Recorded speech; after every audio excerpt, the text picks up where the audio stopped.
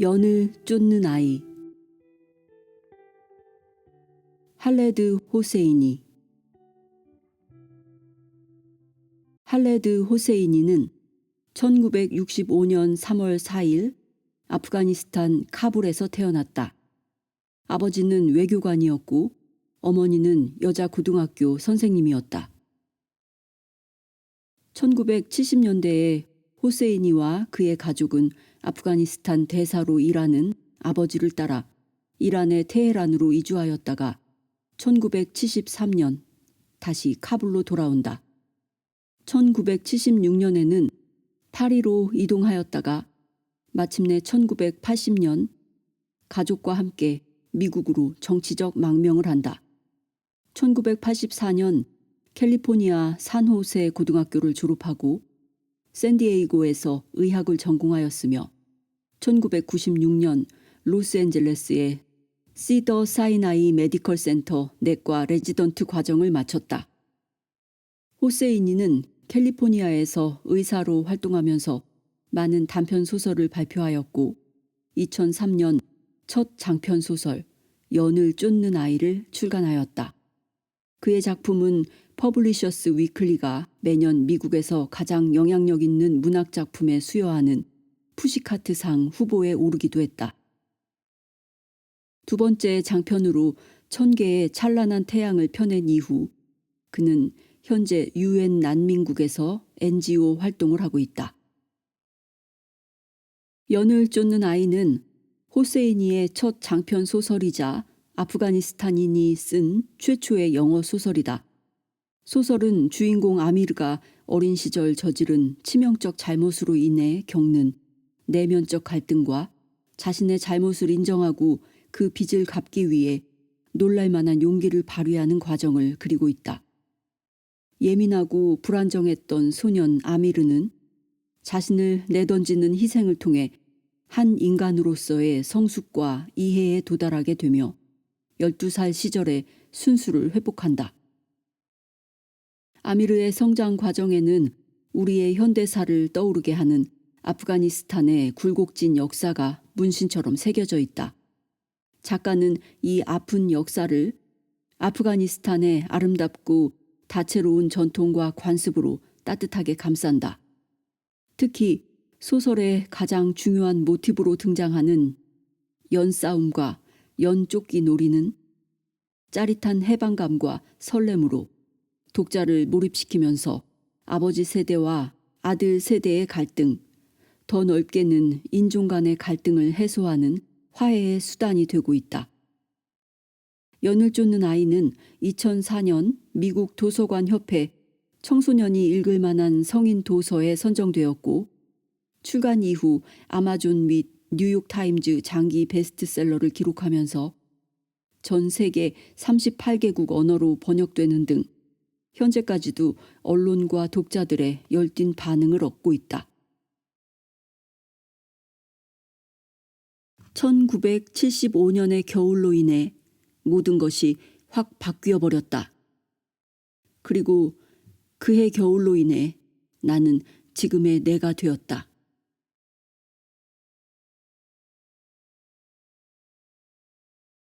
1.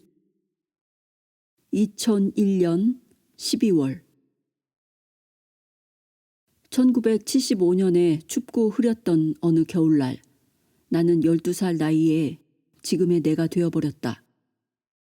오래전 일이었지만 무너져가는 진흙 담장 뒤에 웅크리고 서서 얼어붙은 시냇가의 골목길을 엿보던 그 순간이 지금도 생생하게 기억난다.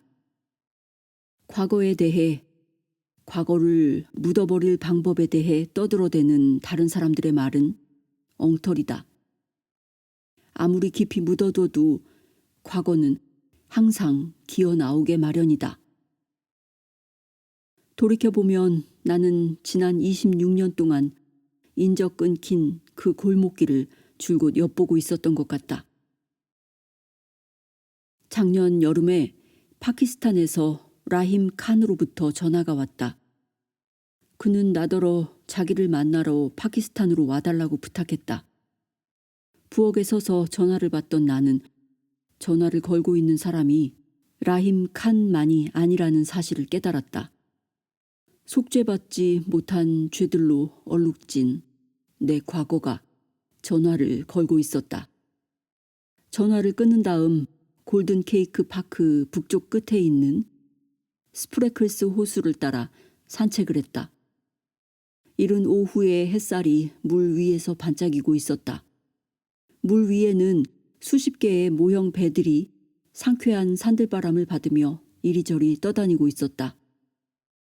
그때 빨간 연 2개가 하늘 높이 날고 있는 모습이 보였다. 2개의 연이 한 쌍의 눈처럼 공원의 서쪽 끝에 있는 나무들 위로, 풍차들 위로, 이제는 내 고향이나 다름없는 샌프란시스코를 내려다보면서 나란히 떠다니고 있었다. 갑자기 마음 속에서 핫산의 목소리가 속삭이듯 들려왔다. 도련님을 위해서라면 1000번이라도 그렇게 할게요. 연을 쫓아 달려가던 언청이 핫산. 버드나무 근처의 공원 벤치에 앉아 라임 칸이 전화를 끊기 직전에 했던 말을 곰곰이 되새겨 보았다. 다시 좋아질 수 있는 방법이 있단다.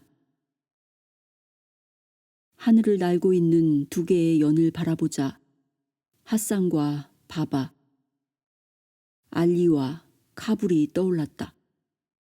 1975년 겨울이 닥치기 이전의 삶도 떠올랐다. 1975년 겨울로 인해 모든 것이 확 바뀌어 버렸다. 그리고 그해 겨울로 인해 나는 지금의 내가 되었다.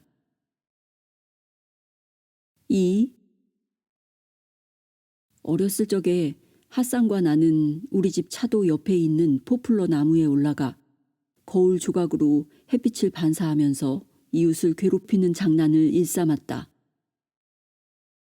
우리는 바지 주머니에 말린 오디와 호두를 가득 넣고 높은 가지 위에 올라갔다. 맨발을 대롱거리며 마주보고 걸터앉은 우리는 오디를 먹으며 번갈아가며 거울을 비춰댔고 낄낄거리면서 서로에게 오디를 던졌다. 나무에 올라가 있던 핫산의 모습이 지금도 눈에 선하다. 나뭇잎 사이로 들어온 햇살이 동그란 그의 얼굴 위에서 펄럭였다. 핫산의 얼굴은 딱딱한 나무로 조각된 중국 인형 같았고 코는 납작하고 넓적했다. 대나무 잎처럼 가늘게 쭉 찢겨 올라간 2 눈은 햇빛에 따라 금색이나 녹색이 되기도 했고 때로는 사파이어 색을 띠기도 했다. 처진 작은 귀와 나중에 붙인 듯 뾰족한 턱살, 중국 인형을 만들던 사람이 실수로 연장을 놓쳤거나 피곤해서 신경을 쓰지 않아 생긴 것처럼 입술 한가운데서 살짝 왼쪽으로 벗어나 갈라져 있던 언청이 입술. 이 모든 것이 지금도 선명하게 기억난다. 나무 위에 올라가면 핫산에게 고무줄 3총으로 옆집에 애꾸는 독일 셰퍼드에게 호두를 쏘라고 시키곤 했다. 내켜하지 않으면서도 핫산은 내 청을 거절하지 않았다. 내가 어떤 것을 요구해도 핫산은 거절하지 않았다. 사실 핫산의 고무줄 총 실력은 목숨을 앗아갈 정도였다. 이런 장난을 치다 핫산의 아버지인 알리한테 들키면 그는 부드러운 사람이 낼 수 있는 최대한으로 화를 내곤 했다. 알리는 손가락을 흔들며 우리에게 나무에서 내려오라고 손짓한 다음 거울을 뺏었다. 그리고 자기 아버지가 한 말을 들려주었다. 악마가 거울을 비춰서 기도 중인 이슬람 교도들의 마음을 혼란스럽게 만든다는 것이었다. 그는 항상 그렇게 하면서 악마가 웃는단다 라는 말을 덧붙이면서 아들에게 얼굴을 찌푸렸다.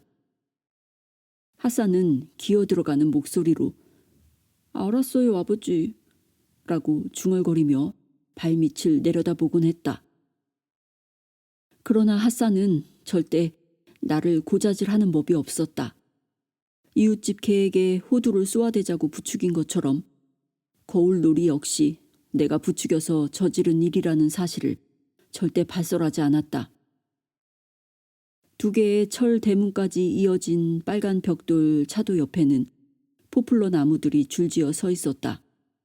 차도는 대문을 지나 왼편에 자리 잡은 아버지의 집 뒷마당까지 이어졌다. 사람들은 아버지 바바의 집이 카불 북부에 위치한 신흥 부촌인 와지르 아크바르 칸 지역에서 가장 아름답다고 입을 모으곤 했다. 우리 집이 카불 전체에서 가장 예쁘다고 생각하는 사람도 있었다. 양 옆으로 넝쿨 장미가 휘감고 올라간 넓은 문을 지나면 큰 창문들이 달려있고 대리석이 깔린 넓은 집이 나타났다. 4개의 욕실 바닥에는 바바가 이스파한에서 직접 고른 정교한 모자이크 타일이 깔려 있었고 벽은 캘커타에서 사온 금실로 짠 테피스트리들로 장식되어 있었다. 천장에는 크리스털 샹들리에가 걸려 있었다. 2층에는 내 침실과 바바의 방, 흡연실인 서재가 있었다. 바바의 서재에서는 담배와 계피 냄새가 끊임없이 새어나왔다. 알리가 요리한 저녁 식사를 마치고 나면 바바와 친구들은 검은색 가죽 의자에 기대앉아 파이프에 담배를 채워 넣었다. 그들은 담배를 피우며 정치와 사업, 축구 같은 단골 화제에 대해 이야기를 나누곤 했다. 어쩌다 내가 서재에 들어가 있어도 되느냐고 물으면 바바는 문 앞을 가로막고 저리 가거라. 지금은 어른들끼리 보내는 시간이다. 가서 책이나 읽거라. 라고 말하고는 문을 닫아버렸다. 왜 아버지는 항상 어른들하고만 시간을 보내는지 도무지 이해할 수가 없었다. 그러면 나는 무릎을 끌어안고 문 옆에 앉아 그들의 웃음소리와 떠드는 소리를 들으며 1시간 혹은 2시간씩 멍히 시간을 보내곤 했다.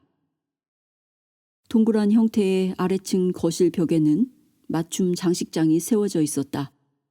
벽에는 왕이 암살되기 2년 전인 1931년에 할아버지와 나디르 샤가 무릎 길이의 부츠를 신고 어깨에 소총을 두른 채 죽은 사슴 옆에 서 있는 사진과 검은 정장을 입은 당당한 모습의 바바와 하얀 드레스를 입고 공주처럼 미소 짓고 있는 어머니의 결혼식 사진.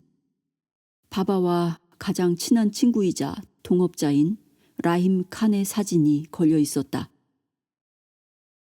바바와 라힘 칸의 사진에서 바바는 지치고 험상궂은 표정으로 나를 안고 있었다.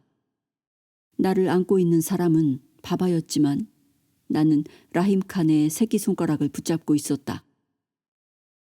둥근 벽을 따라가면 식당이 나왔다. 식당 한가운데는 30명의 손님이라도 거뜬히 앉을 수 있을 정도로 큰 마호가니 식탁이 자리 잡고 있었다.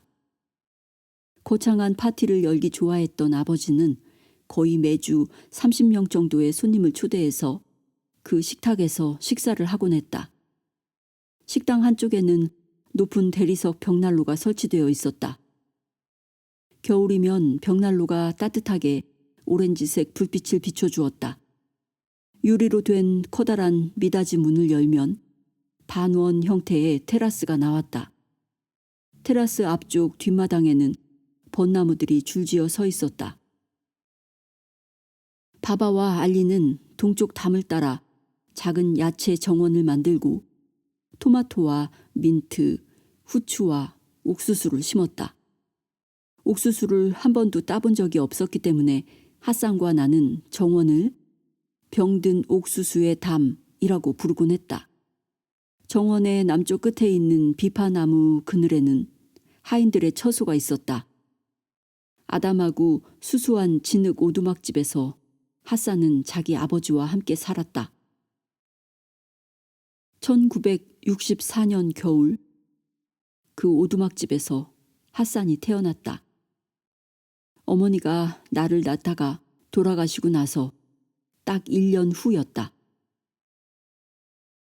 그 집에 살았던 18년 동안 내가 핫산과 알리의 숙소에 들어가 본 건 손에 꼽을 정도였다. 해가 산 아래로 질 무렵이면 핫산과 나는 놀던 것을 멈추고 각자의 집으로 돌아갔다. 나는 넝쿨 장미를 지나 바바의 저택으로 향했고 핫산은 태어나서 줄곧 살아온 진흙 오두막집으로 향했다.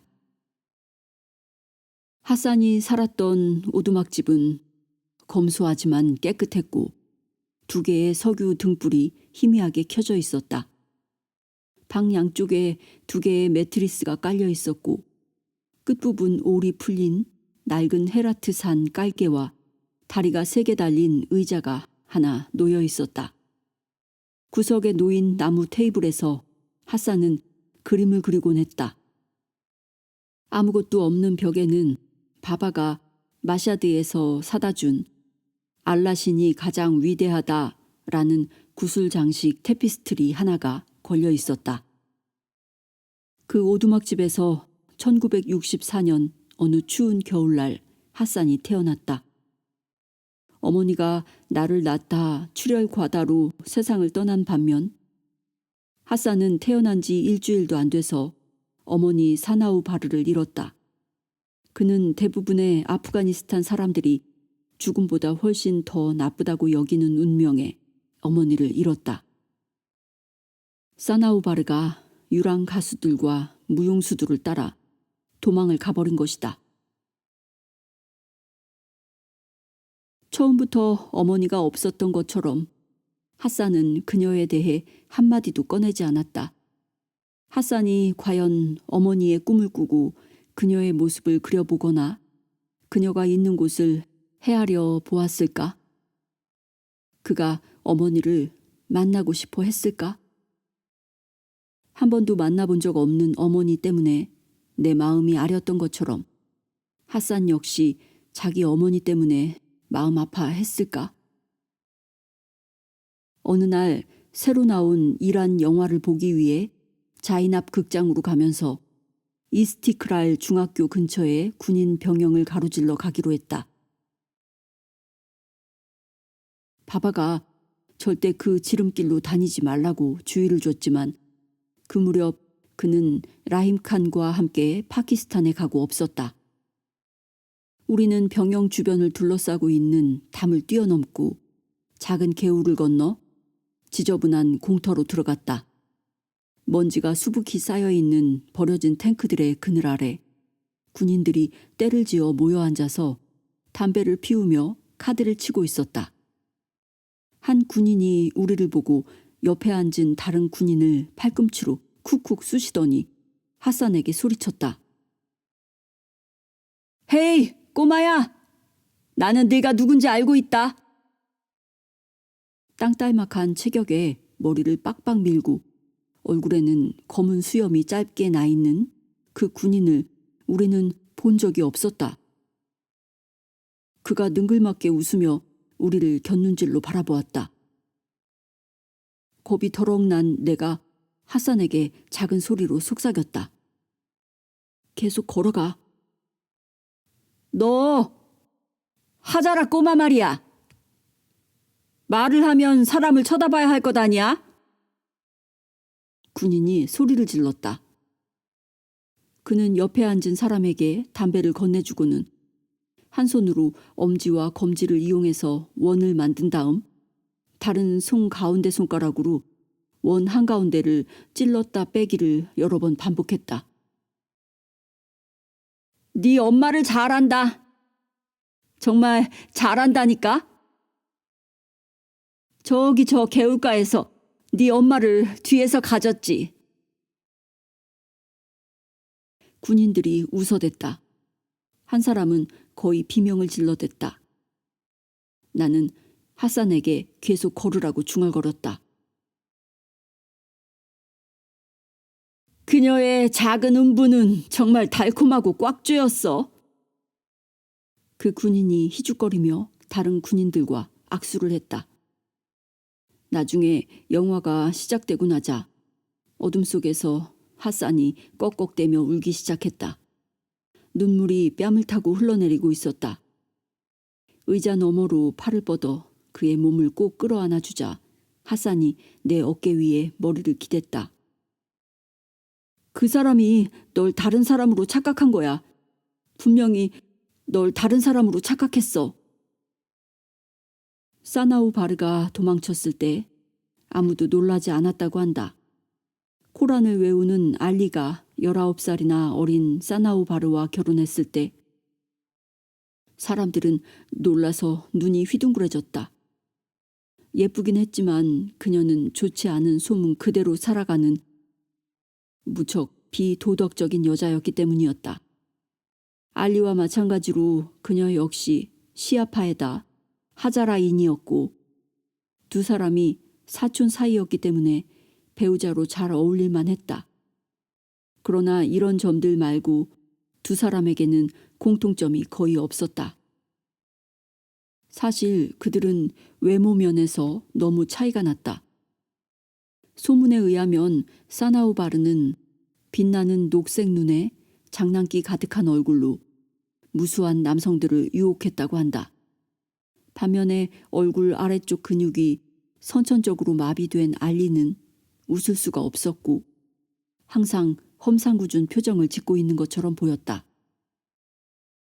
돌 같은 표정의 알리가 행복해하거나 슬퍼하는 모습을 보면 기분이 이상했다. 눈꼬리가 올라간 그의 갈색 눈만이 미소로 반짝이거나 슬픔으로 눈물을 흘렸다. 눈은 마음의 창이라고 한다. 이 말은 눈을 통해서만 자신을 드러낼 수 있는 알리에게 가장 잘 들어맞았다. 소문에 의하면 사나우바르가 엉덩이를 흔들며 유혹적으로 걸어가면 남자들은 부정한 행위에 대한 환상을 품었다고 한다. 그러나 소아마비 때문에 비틀리고 위축된 알리의 오른쪽 다리에는 종이장처럼 얇은 근육이 붙어 있을 뿐이었다. 내가 8살 때였다. 어느 날 알리를 따라 빵을 사러 시장에 갔다. 나는 노래를 흥얼거리며 알리 뒤에서 그의 걸음걸이를 흉내내었다. 알리가 앙상한 오른쪽 다리를 큰 원의 형태로 흔들며 발을 땅에 디딜 때마다 몸 전체가 오른쪽으로 확 기울어졌다. 한 발자국씩 디딜 때마다 넘어지지 않는 것이 기적처럼 보였다. 알리의 걸음걸이를 흉내내다가 도랑에 빠질 뻔했다. 웃음이 터져 나왔다. 알리는 몸을 돌려 자기 흉내를 내고 있는 내 모습을 보았지만 아무 말도 하지 않았다. 그때에도 그 후로도 그것에 대해 아무 말도 하지 않았다. 그저 계속 걸어갔을 뿐이었다. 알리의 얼굴과 걸음걸이는 이웃 아이들에게 겁을 주기도 했다. 그러나 진짜 골칫거리는 좀 더 큰 아이들이었다. 아이들은 길에서 그를 쫓아다니며 절름거리는 그 걸음걸이를 흉내냈다. 어떤 아이들은 그를 귀신이라고 불러댔다. 아이들은 일제히 웃으며 "어이 귀신! 오늘은 누구를 잡아먹었니?" 라고 외쳐댔다. "납작고 귀신! 오늘은 누구를 잡아먹었어?" 하자라인 특유의 코 모양 때문에 사람들은 알리를 납작코라고 불렀다. 여러 해 동안 내가 하자라인에 대해 알고 있었던 사실은 하자라인이 몽고 후손으로 중국인과 비슷하게 생겼다는 것뿐이었다. 학교 교과서에는 그들에 대한 언급이 거의 없었고 그들의 조상에 대해서 잠깐 지나가는 정도로만 언급되어 있었다.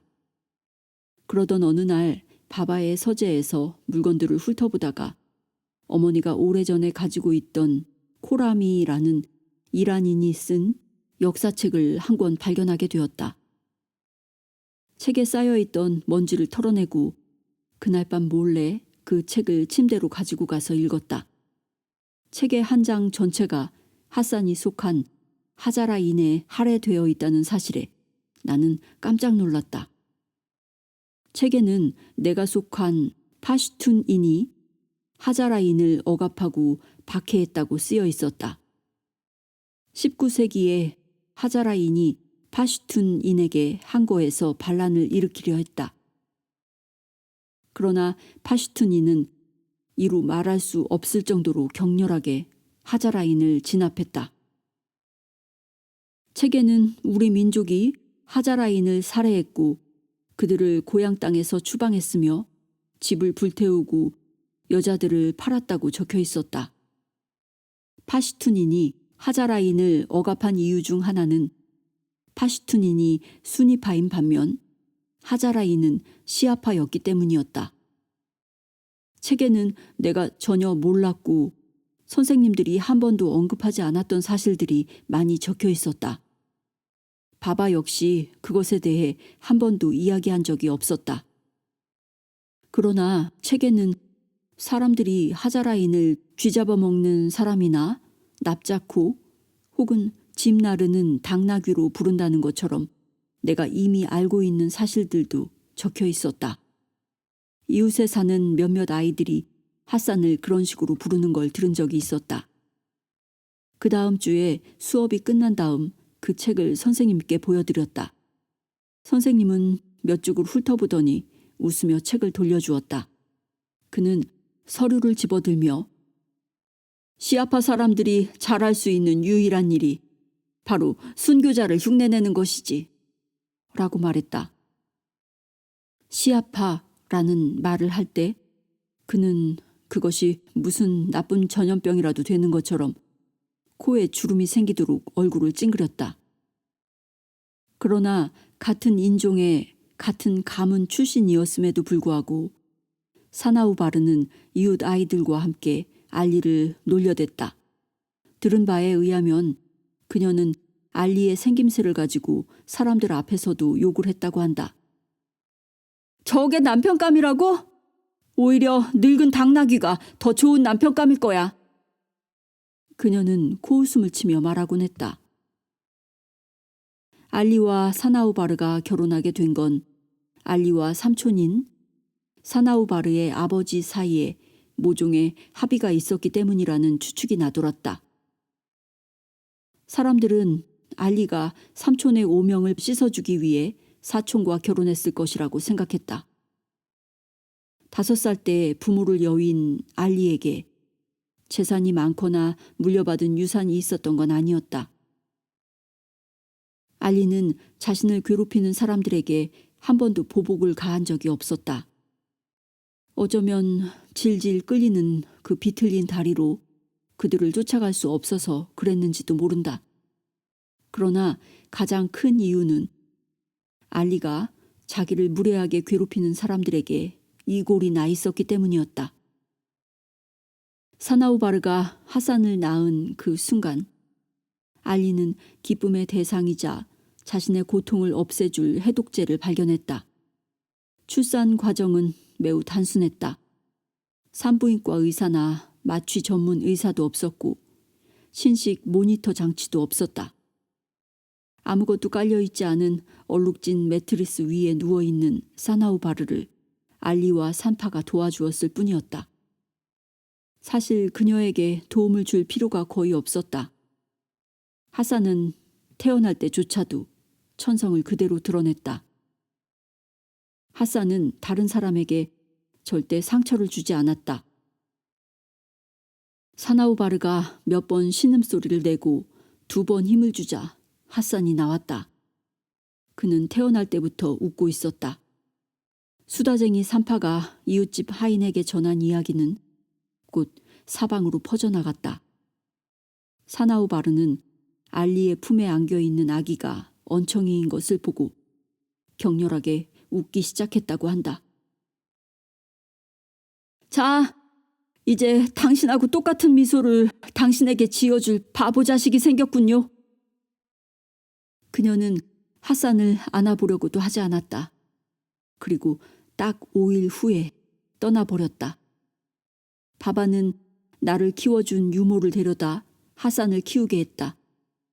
알리가 들려준 이야기에 따르면 유모는 거대한 불상들이 있던 바미안 출신으로 파란 눈의 하자라인 여자였다. 유모가 노래를 참 잘 불렀어요. 알리가 셀 수 없을 정도로 자주 이런 말을 했기 때문에 잘 알고 있었지만 핫산과 나는 유모가 무슨 노래를 불렀느냐고 그에게 묻곤 했다. 우리는 그저 알리의 노래를 듣고 싶었을 뿐이었다. 그러면 그는 목청을 가다듬고 노래를 부르기 시작했다. 나는 높은 산에 서서 신의 사자인 알리의 이름을 불렀다. 오 알리, 신의 사자여, 인간의 왕이여, 우리의 슬픈 가슴에 기쁨을 가져다 주길. 그렇게 노래를 부른 다음 그는 같은 젖을 먹고 자란 사람들 사이에는 시간조차 깰 수 없는 형제애가 존재하는 법이라고 우리에게 말하곤 했다. 핫산과 나는 같은 젖을 먹고 자랐다. 우리는 같은 마당, 같은 잔디 위에서 첫 걸음마를 뗐고 같은 지붕 아래서 처음으로 말을 했다. 내가 처음으로 한 말은 바바였다. 그가 처음으로 한 말은 내 이름 아미르였다. 돌이켜보면 1975년 겨울에 일어났던 일, 그리고 그 후의 일들의 씨앗이 이미 그 첫 말에 들어 있었다. 3. 떠도는 이야기에 따르면 아버지는 옛날에 발루치스탄에서 맨손으로 검은 곰과 겨뤘다고 한다. 만약 그 이야기가 다른 사람에 관한 것이었다면 그걸 허풍으로 치부해버렸을 것이다. 아프가니스탄 사람들은 과장하는 경향이 있고 그것은 슬프게도 거의 국가적인 고민거리 수준에 이르렀다. 만약 누군가가 자기 아들이 의사라고 자랑한다면 실제로는 그 아들이 고등학교에서 생물 시험을 한번 통과했을 가능성이 높다. 그러나 바바에 관한 이야기의 신빙성에 대해 의심하는 사람은 아무도 없었다. 설사 사람들이 의심한다 해도 할 수 없다. 바바의 등에는 실제로 톱니처럼 들쭉날쭉한 세 줄의 흉터가 길게 드리워져 있었던 것이다. 나는 바바가 곰과 싸우는 모습을 수도 없이 상상해 보았고 심지어는 그것에 대해 꿈도 꿨다. 꿈속에서는 바바와 곰이 서로 분간이 되지 않았다. 나중에 바바의 유명한 별명이 된 미스터 태풍이라는 표현을 맨 처음 사용한 사람은 라임 칸이었다. 그것은 기가 막히게 적절한 별명이었다. 아버지는 힘이 넘쳤다. 짙은 턱수염에다 성격만큼이나 제멋대로인 갈색 곱슬머리, 버드나무라도 뿌리째 뽑을 수 있을 것 같은 두 손. 라임 칸이 말하곤 했듯이 악마라도 무릎을 꿇고 자비를 빌게 만들 것처럼 험상궂은 눈빛을 가진 그의 모습은 파슈툰인의 뛰어난 본보기였다. 190cm가 넘는 그가 파티장에 기세 좋게 들어서면 마치 해바라기가 해를 쫓듯이 사람들의 관심이 온통 그에게 쏠리곤 했다. 바바는 잠자코 있을 때조차 무시할 수 없는 존재였다. 귀를 솜으로 틀어막고 담요 속에 머리를 쳐박고 있어도 여전히 트럭 엔진 같은 바바의 코 고는 소리가 벽을 뚫고 들려왔다. 복도를 사이에 두고 내 방 맞은편에 바바의 침실이 있었다. 어머니는 어떻게 아버지와 같은 방에서 잠을 잘 수 있었을까? 혹시 어머니를 만나게 되면 그것을 꼭 물어보고 싶었다. 라임 칸이 들려준 이야기로는 1960년대 말 내가 5살 정도 되었을 때 바바가 고아원을 짓기로 결심했다고 한다. 바바는 건축 경험이 전혀 없었음에도 불구하고 직접 청사진을 그렸다. 많은 사람들이 회의적인 반응을 보이며 바바에게 어리석은 짓 그만두고 건축가를 고용하라고 조언했다. 당연히 바바는 거부했고 모든 사람이 바바의 고집스러움에 질려서 고개를 내둘렀다. 그러나 바바는 멋지게 성공해서 모든 사람을 경악하게 만들었다. 바바는 카불 강 남쪽에 자대 메이완드 중심가 바로 옆에 사비를 들여서 2층짜리 고아원을 지었다. 그가 공사비 일체를 댔다.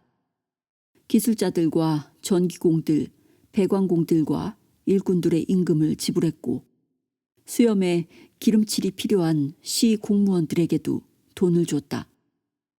고아원을 짓는 데는 꼬박 3년이 걸렸다. 고아원 개원 전날 바바와 함께 카불에서 북쪽으로 몇 마일 떨어져 있는 가가 호수로 소풍을 갔다. 바바는 하산도 데려가려 했지만 나는 하산이 설사병에 걸렸다고 거짓말을 했다. 바바를 독차지하고 싶었을 뿐만 아니라 다른 이유도 있었다. 전에 가가 호수에 갔을 때 하산과 호수에 돌을 던져 물 수제비를 만든 적이 있었다. 하산은 8번 성공했고 나는 겨우 5번 성공했다. 지켜보던 바바가 하산의 등을 두드리고 어깨를 감싸주었다. 바바와 함께 호숫가 언덕의 피크닉 테이블에 앉아 찐 계란과 코프타 샌드위치를 먹었다.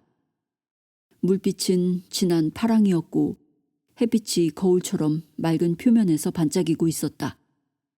금요일이면 호수는 바깥 나들이를 나온 가족들로 붐볐다.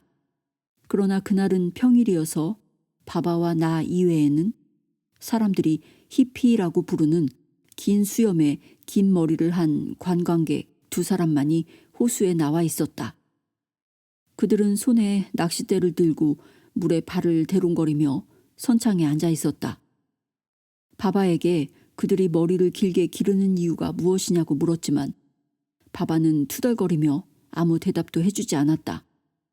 바바는 손으로 갈겨 쓴 원고들을 넘기면서 여기저기에 연필로 메모를 했다. 다음 날에 연설을 준비하고 있었다. 나는 계란을 먹으며 계란 껍질을 먹으면 오줌으로 나온다는 말이 사실이냐고 바바에게 물었다. 학교 친구에게서 그런 말을 들었다고 하자 바바가 말도 안 되는 소리 그만하라며 또다시 투덜댔다. 샌드위치를 한 입 먹으며 바라보니 노랑머리 관광객 한 사람이 웃으며 다른 사람의 등을 때리고 있었다. 멀리 호수 건너편에서는 트럭 한 대가 언덕 모퉁이에서 나무를 쌓아 올리고 있었다. 사이드 미러에 햇빛이 반짝였다. 내가 아버지, 저 암에 걸린 것 같아요 라고 말하자 바바가 바람에 펄럭거리는 원고에서 고개를 들더니 차에 가서 소다수를 찾아오라고 시켰다. 다음 날 고아원 밖에 준비한 의자가 모자라는 바람에 많은 사람들이 서서 개원식을 보아야 했다. 나는 새 건물의 정문 밖에 마련된 작은 연단 위 녹색 정장에 카라쿨 모자를 쓴 바바 뒤에 서 있었다.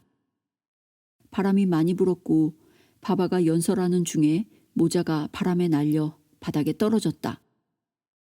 사람들 모두 웃음을 터뜨렸다. 바바가 내게 모자를 들고 있으라는 신호를 보냈다. 그가 내 아버지, 내 바바라는 사실을 사람들이 다 알았을 것이라고 생각하자 날아갈 듯 기뻤다.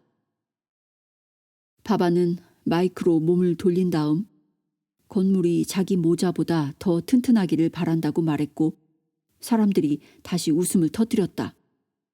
바바가 연설을 마치자 사람들이 일어나서 환호하며 오랫동안 박수를 쳤다. 연설 후에 사람들이 바바와 악수를 나눴다. 몇 사람은 내 머리를 헝클어뜨리며 나와도 악수를 했다. 바바와 우리가 너무나 자랑스러웠다.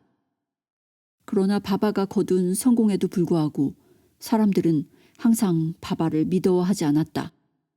그들은 바바와 사업은 잘 어울리지 않는다며 바바가 아버지처럼 법을 공부해야 한다고 말했다.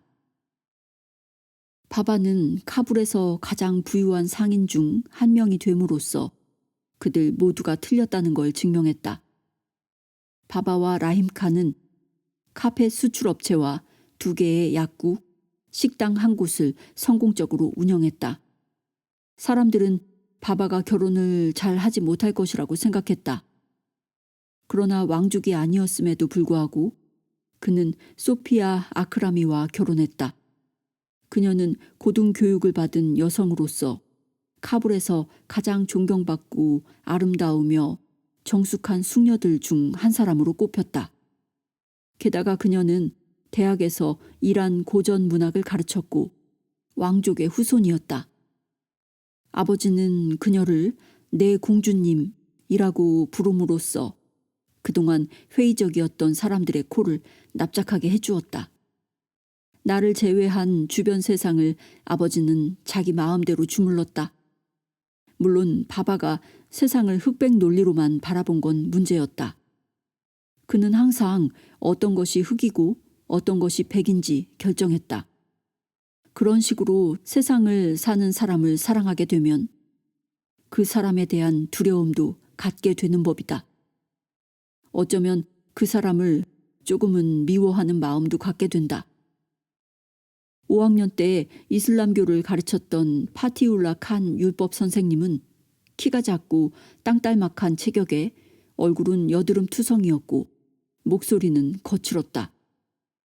어느 날 선생님이 헌금의 미덕과 성지 순례의 의무에 대한 강연을 했다.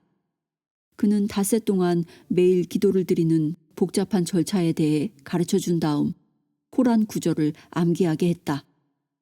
코란 구절의 의미는 한 번도 번역해주지 않은 채 그는 때로 버드나무 회초리의 도움을 받아가며 신이 우리의 말을 더 잘 알아들을 수 있도록 아랍어를 정확하게 발음해야 한다고 강조했다.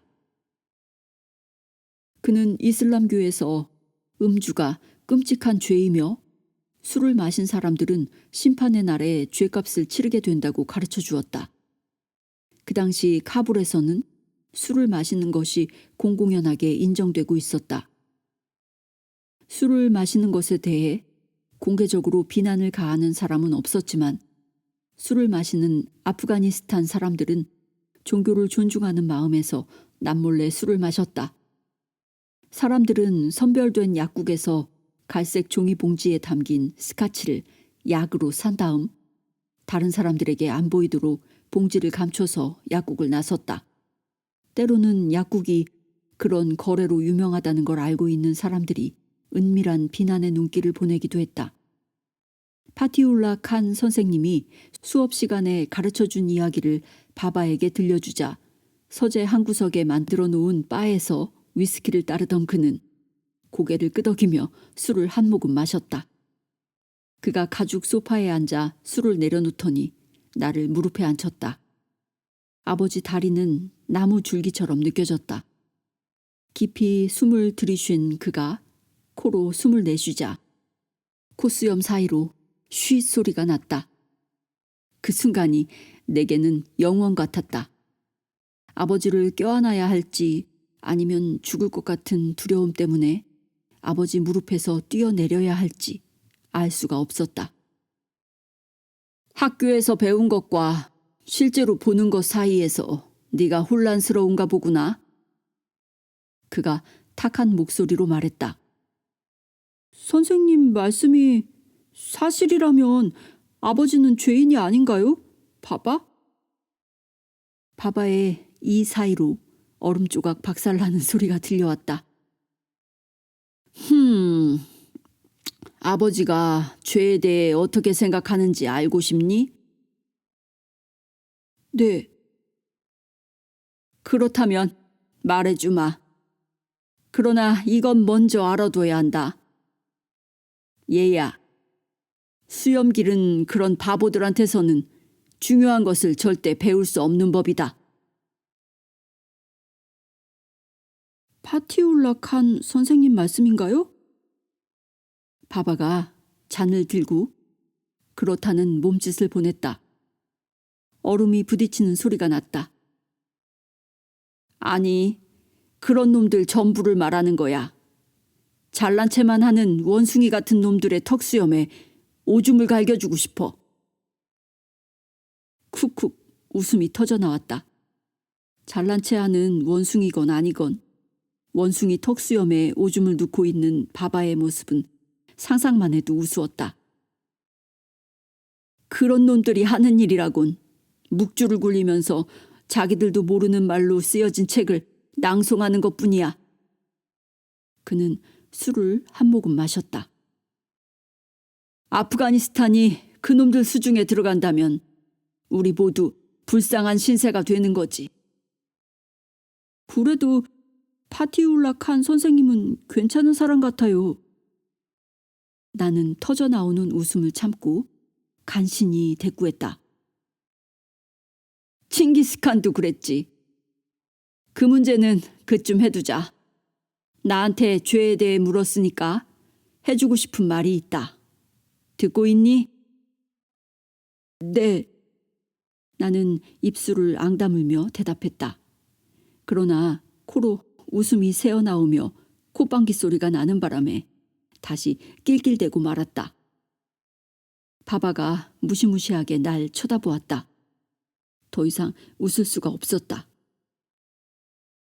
너랑 남자 대 남자로 이야기하려고 한다. 한 번에 이걸 이해할 수 있겠니? 네, 바바. 바바가 몇 마디 말로 날 꼼짝 못하게 만들 수 있다는 사실에 감탄하면서 나는 기어들어가는 목소리로 대답했다. 두 사람이 함께 잠깐 동안 즐거운 시간을 보내고 있는데 내가 바보처럼 그 시간을 허비하고 있었다. 바바가 나를 무릎에 앉히는 것은 말할 것도 없고 함께 이야기를 나누는 것도 흔치 않은 일이었다. 좋다. 말은 그렇게 했지만 내 말을 믿지 못하겠다는 눈치였다. 자, 율법 선생이 뭐라고 가르치던 세상의 죄는 딱 한 가지밖에 없다. 딱 한 가지뿐이야. 다른 모든 죄는 도둑질의 변형일 뿐이다. 알겠니? 모르겠어요, 바바. 내가 그 말을 이해할 수 있다면 얼마나 좋았을까. 그에게 또다시 실망을 안겨주고 싶지 않았다. 바바가 참을 수 없다는 듯 한숨을 내쉬었다. 그것 역시 내 마음을 괴롭혔다. 평상시에 바바는 참을성이 없는 편은 아니었다. 어두워질 때까지 바바가 집에 돌아오지 않으면 나는 혼자 저녁을 먹곤 했다. 바바가 어디에 있는지 언제 오는지 알리에게 묻곤 했지만 사실은 그가 공사 현장에서 이것저것 살펴보며 감독하고 있다는 것을 잘 알고 있었다. 그런 일을 해내려면 인내심이 필요하지 않겠는가. 고아원에 살게 될 아이들이 모두 미워졌다. 그 아이들이 자기 부모와 함께 모두 죽어버렸다면 좋았을 텐데 라고 생각한 적도 있었다. 바바가 말을 시작했다. 네가 사람을 죽이면 그것은 한 생명을 훔치는 것이다. 그것은 그의 아내에게서 남편에 대한 권리를 훔치는 것이고 그의 자식들에게서 아버지를 훔치는 것이다. 네가 거짓말을 하면 그것은 진실을 알아야 할 다른 사람의 권리를 훔치는 것이다. 네가 속임수를 쓰면 그것은 공정함에 대한 권리를 훔치는 것이다. 알겠니? 그가 무슨 말을 하는지 이해할 수 있었다. 바바가 6살이었을 때 한밤중에 할아버지 집에 도둑이 들었다. 존경받는 판사였던 할아버지는 도둑에게 맞섰지만 도둑이 휘두른 칼에 목이 찔려 그 자리에서 목숨을 잃고 말았다. 바바는 도둑에게 아버지를 도둑 맞았다. 다음 날 정오 무렵 도둑이 붙잡혔고 도둑은 쿤두즈 지방 출신의 떠돌이로 밝혀졌다. 오후 기도 2시간 전에 사람들이 도둑의 목을 참나무 가지에 매달았다. 내게 이런 이야기를 해준 사람은 바바가 아니라 라힘 칸이었다. 바바에 관한 일들은 항상 다른 사람을 통해 알게 되었다. 얘야, 도둑질보다 더 나쁜 짓은 없다. 사람 목숨이건 빵 한 덩어리건 자기 것이 아닌 것을 자기 것으로 만들기 위해 가져가는 사람에게는 침을 뱉어주고 싶다. 내가 혹시라도 그런 사람과 길에서 마주친다면 그에게 신의 가호가 있기를 빌 뿐이지. 알겠니? 왜 바바? 도둑을 혹독하게 비난하는 바바의 생각이 신선하면서 동시에 끔찍할 정도로 무서웠다. 정말로 신이 있다면 내가 스카치를 마시고 돼지고기 먹는 게 아니라 더 중요한 일에 신경 써야지. 이제 내려가렴. 죄에 대한 이야기를 하다 보니 다시 목이 마르다. 그가 잔해에 술 따르는 걸 보면서 얼마나 시간이 흘러야 우리가 지금처럼 다시 이야기를 나눌 수 있을까 궁금했다. 솔직히 말하면 바바가 나를 조금 미워하는 것 같다는 생각이 항상 들었다. 왜 안 그렇겠는가? 어쨌든 나 때문에 그가 사랑했던 아내, 아름다운 공주님이 세상을 떠나지 않았던가. 내가 할 수 있는 최소한의 일은 조금이라도 그를 닮았다는 걸 보여주는 것이었으리라.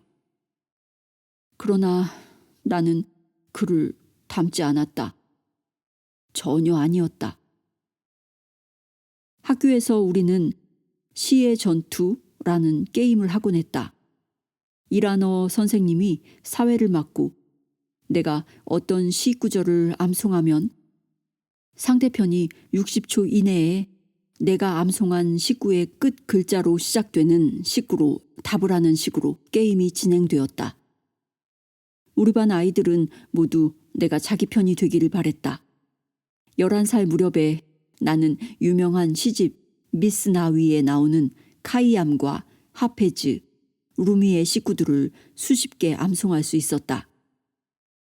반 전체를 상대로 나 혼자 이 게임에서 이긴 적도 있었다.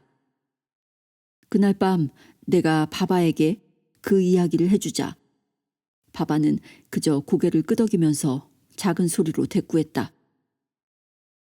잘했구나. 나는 죽은 어머니의 책들 속에 파묻혀서 아버지의 냉담함으로부터 벗어났다. 물론 핫산도 있었다. 루미, 하페즈, 사디, 빅토르 위고, 쥘베른, 마크 트웨인, 이안 플레밍 등 여러 작가의 글을 닥치는 대로 읽었다. 지루한 역사책들은 읽지 않았다. 역사책들은 그다지 좋아하지 않았지만 소설과 서사시는 무척 좋아했다. 어머니의 책들을 모두 다 읽고 난 다음에는 용돈으로 책을 사기 시작했다. 시네마 파크 근처에 있는 서점에서 일주일에 한 권씩 책을 사서 책장에 꽂았다.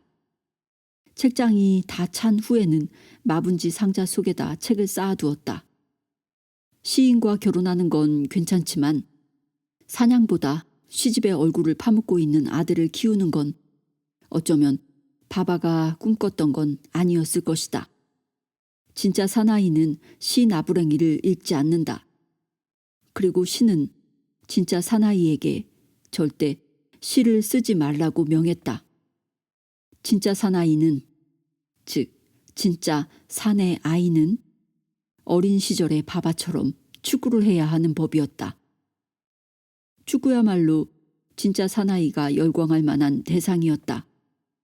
1970년에 바바는 고아원을 짓는 일에서 잠시 벗어나 테헤란으로 가서 한 달 동안 월드컵 경기 중계방송을 TV로 보면서 보냈다. 그 당시에는 아프가니스탄에 아직 TV 방송이 없었다. 그는 축구에 대한 열정을 불러일으켜 보려고 나를 축구팀에 집어넣었다. 그러나 나는 적절한 패스를 방해하거나 텅 비어있는 공간을 나도 모르게 막고 있다거나 하는 식으로 오히려 팀을 불리하게 만드는 한심한 존재가 되었다. 앙상한 다리로 운동장을 비틀거리며 절대 나한테 오지 않는 공을 패스해달라고 비명을 질러댔다. 미친 듯이 머리 위로 손을 흔들며 여기 비어 있어! 여기 비어 있다고! 라고 외쳐대며 애를 쓰면 쓸수록 나는 더 무시당했다. 그러나 바바는 절대 포기하지 않았다. 내가 자신의 운동신경을 손톱만큼도 물려받지 않았다는 사실이 너무나 분명하게 드러나자 그는 나를 열광적인 관객으로 변모시키는 쪽으로 마음을 바꿨다. 그 정도야 내가 틀림없이 해낼 수 있을 것이라고 확신했다. 카불 팀과 칸다하르 팀의 경기가 벌어지던 날 나는 그와 함께 열심히 응원을 했고 심판이 우리 팀에게 벌점을 부과했을 땐 심판에게 욕설을 퍼붓기도 했다. 그러나 바바는 내가 축구에 진심으로 흥미를 갖고 있지 않다는 걸 간파했다. 그는 자신의 아들이 영영 축구를 하지도 않을 것이며 재미있게 관람도 하지 않을 것이라는 사실을 처절하게 받아들여야만 했다. 봄의 첫날인 설날에 해마다 열리는 부주카슈에 바바가 날 데려간 적이 있었다. 부주카슈는 모든 아프가니스탄 사람들에게 열광의 대상이었고 지금도 그렇다. 부유한 여성 열광자의 후원을 받은 숙련된 기수 샤판다즈가 난투를 벌이며 염소나 소 시체를 낚아챈 다음 그 시체를 끌고 경기장을 전속력으로 돌아서 원 안에 시체를 떨어뜨리면 득점을 하는 방식이었다. 그동안 다른 샤판다즈가 이끄는 팀은 그의 뒤를 쫓으면서 시체를 빼앗기 위해 발로 차고 할퀴고 채찍질하고 주먹을 날리는 등 할 수 있는 온갖 노력을 다 기울였다. 그날 경기장에서 샤판다즈들이 소리를 지르며 싸움을 벌이고 먼지 구름을 일으키며 시체를 차지하기 위해 서로 다투는 동안 군중들은 고함을 지르며 열광했다. 말발굽 소리에 땅이 흔들리는 것 같았다. 우리는 외야석 상단에 앉아서 관람을 했다. 기수들이 소리를 지르며 전속력으로 우리 앞을 달려 지나갔고 말들의 입에서 거품이 나와 휘날렸다. 어느 순간 바바가 누군가를 가리켰다. 얘야, 저기 있는 사람 보이니? 네. 저 사람이 헨리 키신저야. 아, 그래요? 헨리 키신저가 누군지 몰랐기 때문에 아버지에게 그가 누구인지 물어보려는 순간 샤판다즈 한 사람이 안장에서 떨어져 수십 번 말발굽에 밟히는 끔찍한 광경이 눈앞에 펼쳐졌다. 몸이 누더기 인형처럼 말굽에 채여 던져 올려지고 내동댕이 쳐져 구르다가 마침내 멈춰섰다. 그리고는 한번 실룩거리더니 꼼짝도 하지 않았다. 다리는 이상한 각도로 구부러져 있었고 흥건하게 나온 피가 모래 사이로 스며들었다. 나는 그때부터 울기 시작해서 집에 오는 내내 울음을 멈추지 못했다. 바바가 손으로 운전대를 꽉 움켜쥐었다 폈다 하는 모습이 여러 번 보였다. 아무 말 없이 운전을 하면서 나한테 질렸다는 표정을 감추기 위해 바바가 얼마나 엄청난 노력을 기울였는지 나는 결코 잊지 못할 것이다. 그날 밤늦게 서재 앞을 지나가다가 바바가 라힘 칸과 나누는 대화를 엿들었다. 나는 닫혀있는 문에 귀를 바싹 갖다 댔다. 그 애가 건강한 것에 감사해야지 라고 라힘 칸이 말하는 소리가 들렸다. 나도 알지. 나도 알아. 그렇지만 애가 항상 책들 속에 파묻혀 있거나 꿈속에서 길을 잃어버린 것처럼 집안을 이리저리 돌아다니지 않는가?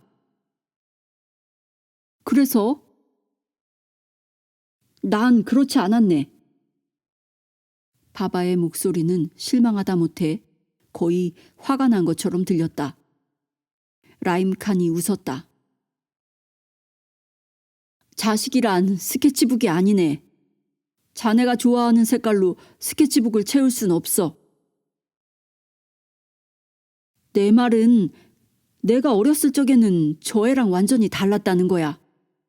나랑 같이 자란 친구들 중에도 그런 애들은 아무도 없었어. 때때로 자네는 내가 아는 사람 중에서 가장 자기중심적인 사람이 되기도 하네. 바바에게 그런 말을 하고도 살아남을 수 있는 사람은 내가 아는 한 라임 칸 한 사람뿐이었다. 이거하고 그거하고는 전혀 상관이 없네. 전혀? 응, 전혀. 그럼 뭐가 문제인가? 바바가 몸을 움직이자 의자 가죽이 뿌두둑 소리를 냈다. 나는 눈을 감고서 더 잘 듣기 위해, 아니, 듣고 싶지 않으면서 문에 더 바싹 귀를 가져다 댔다. 창밖으로 그 애가 이웃 아이들과 길에서 노는 모습을 보게 되는 경우가 종종 있네. 애들이 그 애를 밀쳐버리기도 하고 장난감을 뺏기도 하고 여길 밀기도 하고 저길 때리기도 해. 그런데 그 애는 한 번도 맞서 싸우질 않는 거야. 단 한 번도 말이야. 그저 고개를 떨어뜨리고 난폭하지 않은 애라 그런 거지. 라임, 내가 하고 싶은 말이 그게 아니라는 거 잘 알잖아. 바바가 대꾸했다. 그 애한테는 뭔가가 빠져 있어. 그래, 비열한 구석이 없지. 자기를 방어하는 건 비열함하고는 아무 상관이 없네. 이웃 아이들이 그 애를 놀리면 항상 어떤 일이 벌어지는지 아는가? 핫산이 끼어들어서 애들을 막아낸다니까. 내 눈으로 직접 보았어. 핫산하고 그 애가 집에 돌아오면 어쩌다 핫산은 얼굴을 긁혔지? 하고 물어본다네. 그러면 그 애가 뭐라 하는지 아는가? 넘어졌어요 라고 대답을 한다네.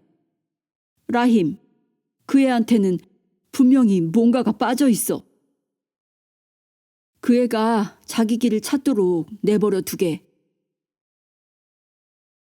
도대체 그 애가 뭐가 되려는지, 자기 자신도 제대로 방어하지 못하는 녀석이 도대체 뭘 해낼 수 있겠나?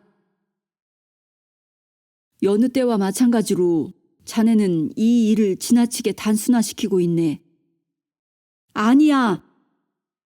혹시 그 애가 자네 사업을 물려받지 못할까봐 걱정스러운 마음에 그렇게 화를 내는 건 아닌가? 지금은 누가 단순화를 시키고 있는 거지?